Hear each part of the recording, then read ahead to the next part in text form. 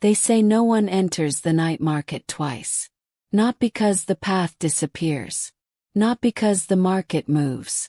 But because the second time, there is nothing left of you that remembers how to come back.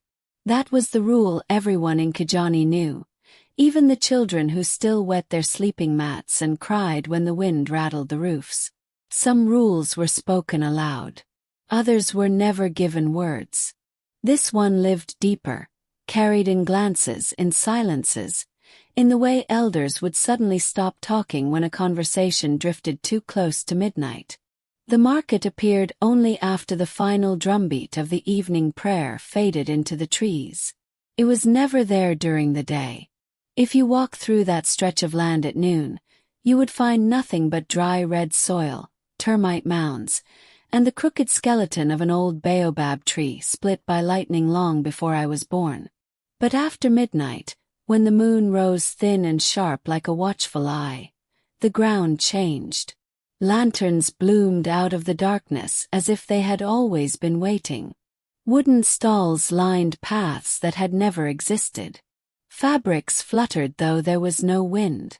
The smell of roasted meat, bitter herbs, palm oil, and something older, something metallic and wrong, filled the air. And people went there. Not everyone. Only those desperate enough, foolish enough, or broken enough to ignore a warning that had never once failed anyone who listened. I was not desperate when I first entered the night market.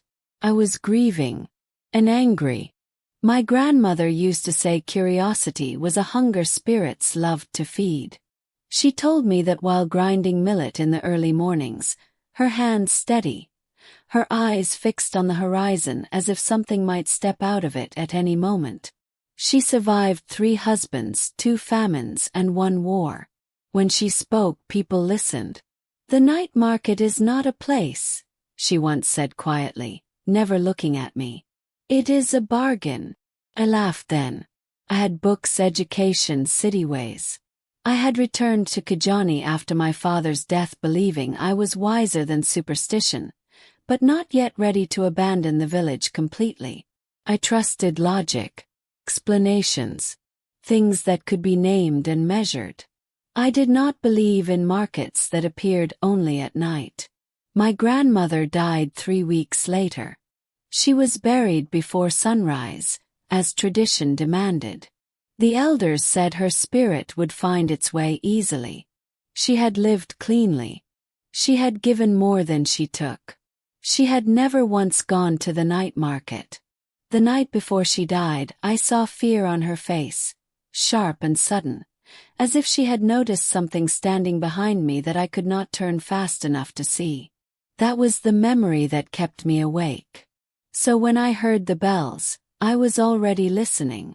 They were soft at first, almost gentle. A thin chiming that slipped through the night like water through fingers. I sat up on my sleeping mat, my heart already beating faster than it should have. The bells did not belong to Kijani.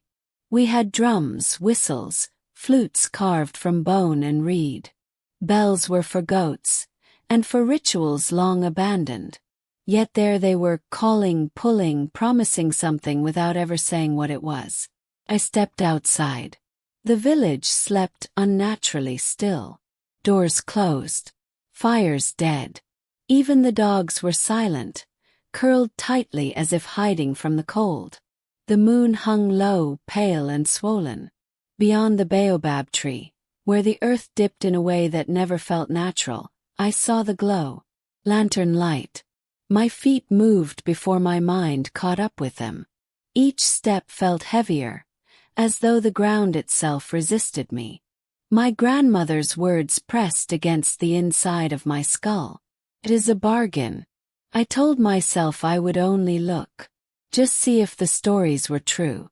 Just stand at the edge and return with proof that fear had made fools of us all. I crossed the invisible line without realizing it. The air changed immediately. Warmer, thicker, buzzing faintly against my skin. The smell hit me next, sweet and rotten at once. Then the voices. Laughter. Haggling. The low murmur of a crowd that should not exist. The night market stretched before me, vast and alive. Stalls built from dark, unfamiliar wood curved along winding paths. Lanterns hung too low, casting shadows that moved even when their owners did not. People passed carrying baskets and jars wrapped in cloth. Some looked human. Others did not. No one stared at me. That should have been comforting. Instead, it felt like being ignored by predators who already knew I was trapped. A woman brushed past me, her skin smooth and gray like polished stone. Her eyes were milky, unfocused, yet she smiled as if she could see perfectly. In her basket, fingers, human fingers, fresh, still twitching, as if remembering the hands they once belonged to. "First time?" a voice asked. Turned. A man stood beside me, tall and thin. His face half hidden beneath a hood stitched with symbols that hurt to look at too long. His smile was too wide. He had too many teeth. I did not answer. He chuckled softly. "You all say you're just looking. That's what makes you interesting. What is this place?" I asked, forcing my voice steady. "A market," he replied. "Did you expect a church? What do you sell?" "Everything." He gestured. Bottles filled with shadows. Teeth strung like necklaces. Jars of breath fogging from the inside. "And the price?" I whispered. His smile widened. "You already paid to enter." Cold slid down my spine. "I want to leave." "Of course," he said gently. "Everyone does. Eventually." I pushed past him and walked quickly, then faster, searching for the path back to the baobab tree. The market shifted. Paths bent where they had been straight. Stalls crept closer. Lanterns pulsed in mocking rhythm. Panic clawed at my chest. Then I saw her. My grandmother stood at the end of a narrow path, her back to me, her familiar shawl resting on her shoulders. Relief crashed into me so hard my knees nearly gave way. "Grandmother," I called. She turned slowly. Her face was almost right, close enough to break me. But her eyes were wrong, too dark, too deep. Her shadow stretched toward me, thin and eager, though the lantern behind her should have cast it away. "Come," she said softly. "You look lost." Every warning I had ever heard rose up at once. No one entered the night market twice. I stepped back. Her smile trembled. The lantern screamed. The air shrieked. Hands reached from stalls, grasping, pleading, accusing. Ran. I don't remember how I crossed the boundary. I only remember collapsing onto the cold, familiar earth, gasping like a newborn. The bells stopped. The glow vanished. The baobab stood alone again. By morning, fear looked foolish. Weeks passed. Then people began to disappear. Childless woman. A man drowning in debt. A boy desperate to be strong. Whispers followed each loss. They went to the night market. The elders said nothing. Last night I heard the bells again. This time, they were calling my name. I noticed the change in myself before anyone else did. That is always how it begins. First it was small things. Easy things to explain away. My shadow lagged half a breath behind me in the late afternoon sun. When I stopped suddenly it did not. It stretched forward, long and thin, as if reaching for something ahead of me, before snapping back into place. I laughed it off. Blamed the light. The uneven ground. Anything but the truth pressing at the back of my mind. Then the dreams came. Every night, without mercy, I stood beneath the baobab tree. Bells hovered at the edge of hearing. Never ringing, never silent. Faces drifted behind thin cloth walls, their features sliding and reforming like wet clay. Hands passed me coins slick with warmth, leaving stains on my palms that followed me into waking. A voice whispered prices in a language I should not have known, yet somehow did. Always just before I woke, someone would ask, gently, patiently, "Are you ready to finish your purchase?" I woke each time with my mouth tasting of metal and rust, my tongue sore as if I had been biting it to keep from answering. The village noticed soon after. They always do. "You look thinner," my aunt said one morning, pinching my cheeks as if testing fruit gone bad. "Are you eating at all?" It was constantly. Yet hunger wrapped itself around my bones like a second skin. No matter how much I swallowed, something inside me scraped and echoed, hollow and furious. Children stopped playing when I passed. Dogs lowered their heads and growled, their teeth bared at nothing they could explain. One evening, as I washed my hands at the water basin, my reflection rippled. For one terrible heartbeat, my eyes reflected lantern light instead of the sky. That was when I understood. The night market had not released me. I went to the elders then. Pride broken. Fear finally louder than disbelief. I sought out old Mama Sephew, because whispers said she was the only one who had ever survived a bargain without losing herself completely. Her hut smelled of ash, dried herbs, and something bitter beneath it all. She did not look surprised when I entered. "You crossed the line," she said before I spoke a word. "I didn't buy anything," I said quickly. She laughed, a dry, brittle sound like leaves crushed underfoot. "You think purchase only means taking. What does it want?" I asked. Her gaze dropped to my feet, to where my shadow curled strangely, folding in on itself. "Completion." My chest tightened. "Completion of what?" "You entered with hunger," she said. "Curiosity is hunger. Grief is hunger. The market fed you fear. Showed you truth. Showed you her face. That was the first exchange." "I want out," I whispered. "Please." She gripped my wrist, her fingers strong despite her age. "Then listen. No one enters the night market twice because the second time you do not walk in." My blood ran cold. "You are summoned. What happens to those who return?" I asked. "They stop being people," she said. "They become stalls. Or wares." My breath shook. "And me." Her eyes softened just slightly. "You are not finished yet." That night, the bells came again. They were louder now. Closer.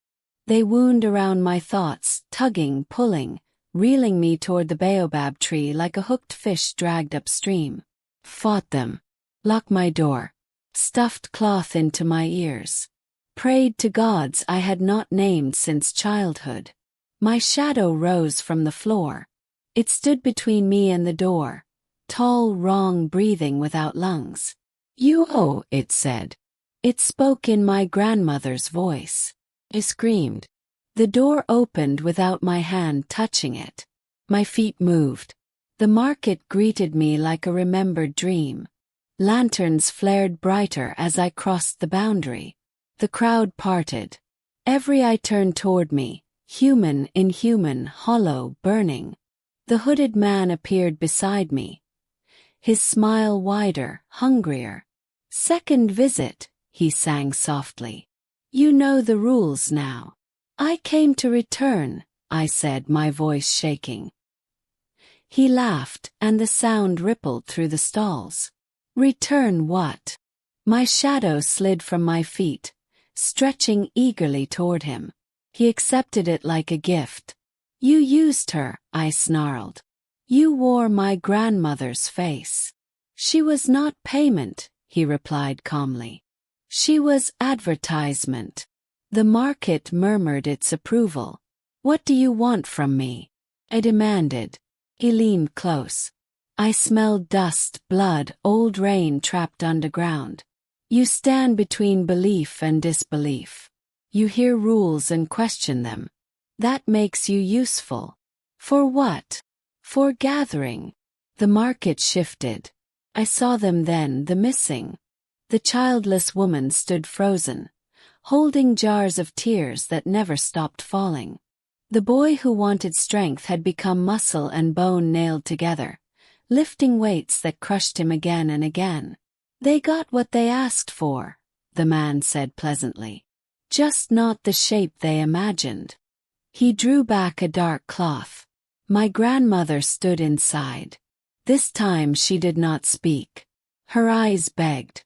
"Finish the bargain," he whispered, "or remain incomplete forever." "What is the price?" I asked. He smiled. "Bring us others." The bells rang like laughter. I woke at dawn beneath the baobab tree. The market was gone. My shadow was thinner. Since then I tell stories. I sit with children. I speak of rules. I warn travelers not to follow bells into the dark. I feed fear gently, carefully into curious ears. And sometimes, when hunger flickers in someone's eyes, my shadow grows stronger. No one enters the night market twice. Because after the first time, the market enters you. I tried to stop.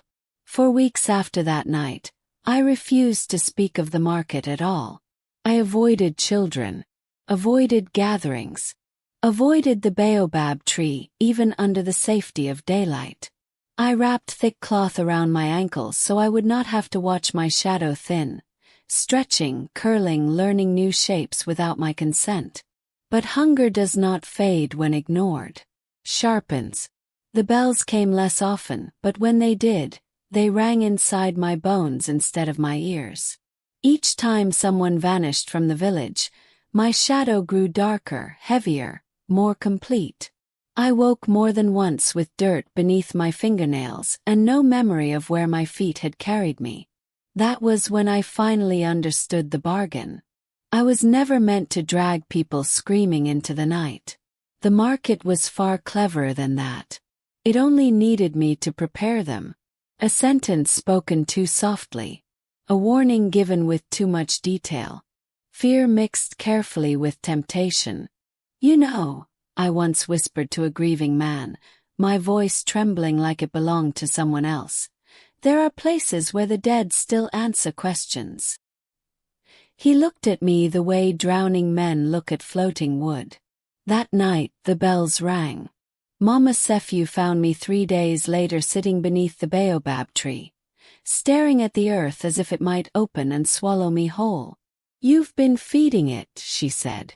"I didn't mean to," I whispered. "No one ever does." She knelt beside me, tracing an old symbol into the dirt with shaking fingers. "The market grows when remembered, when desired, when feared." "Then help me end it," I begged. "Please." Her breath hitched. "There is only one way." Already knew. "The market must be entered willingly," she said. "And something precious must be taken back." "What?" I asked, though my voice already carried the answer. She met my eyes. "Yourself." The final night came without bells. That frightened me more than their song ever had. The village slept uneasily, as if sensing a storm without clouds. I walked to the baobab tree alone, my shadow walking beside me now, no longer pretending to follow. The market waited. This time it did not welcome me. Lanterns burned low and sickly. The stalls leaned inward, listening. The hooded man stood at the center, hands folded like a patient butcher. "You've brought no one," he observed. "I've brought the debt," I replied. His smile twitched. "You wish to close your account?" "Yes." The market held its breath. He laughed, sharp, delighted. "Very well." The stalls peeled back, revealing mirrors. Hundreds of them. In each one I saw myself. Curious, grieving, terrified, persuading, lying. In the final mirror, something else wore my face better than I ever had. "Choose," he said. I pressed my hand to the glass. Pain tore through me, deeper than flesh. Memories ripped free. My grandmother's voice. My father's laughter. My own name. My shadow screamed as it was pulled from me completely, thick and alive. The market convulsed. Lanterns burst. Stalls collapsed. The hooded man's smile split. "This was not the bargain," he snarled. "It is now," I said, my voice already fading from myself. The mirrors shattered. I woke at sunrise beneath the baobab tree. The village was quiet. Too quiet. People spoke to me kindly, politely, like one does to a stranger. No one remembered my warnings. No one remembered the missing. When I asked about the night market, they frowned in confusion. Only Mama Sefyu remembered. "You paid fully," she said. "The market has no claim left." "And me?" Yes. She hesitated. "You are lighter." Understood. I no longer cast a shadow. At night when the wind is right, I still hear bells far away, searching, disappointed. They no longer call my name. But sometimes, when someone listens too closely to stories like this, when curiosity sharpens, when grief opens a door inside the chest, I feel something stir behind me. Empty space longing to be filled. So remember this rule. Tell it to others. Warn them. Do not let the story be forgotten. Because no one enters the night market twice. And if you survive the first visit, you spend the rest of your life making sure no one follows you back. Remember, some doors are not meant to be opened. Some bells are not meant to be followed. The night market waits for those who hunger too much. So listen closely, and choose your curiosity wisely. And subscribe for more haunting and spooky tales.